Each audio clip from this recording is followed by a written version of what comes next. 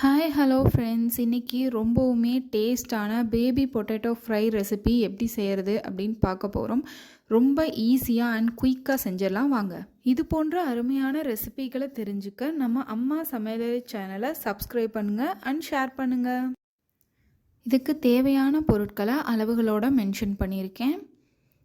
இப்போது 1/2 kilo baby potato எடுத்தோம் இல்லையா, அதை நல்லா வாஷ் பண்ணி குக்கரில் 3 விசில் விட்டு நல்லா வேக வச்சு எடுத்துக்க போகிறோம். இது போல் நல்லா வேக வச்சு தோலுரித்து எடுத்து வச்சுக்கலாம். அடுப்பில் ஒரு கடாய் வச்சு கடாய் நல்லா சூடானதும் 3 டீஸ்பூன் அளவுக்கு ஆயில் சேர்த்துக்கலாம். எண்ணெய் காஞ்சதும் நம்ம கடுகு சேர்த்துக்கலாம். கடுகு பொரிஞ்சதும் கருவேப்பிலை ஒரு கொத்து சேர்த்திக்கலாம்.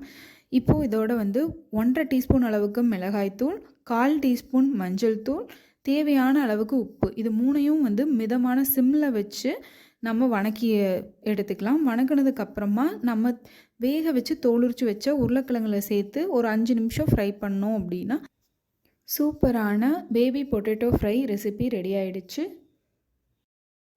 இது போன்ற அருமையான ரெசிபிகளை தெரிஞ்சுக்க தொடர்ந்து சப்ஸ்கிரைப் பண்ணுங்கள் அண்ட் வாட்ச் பண்ணுங்கள்.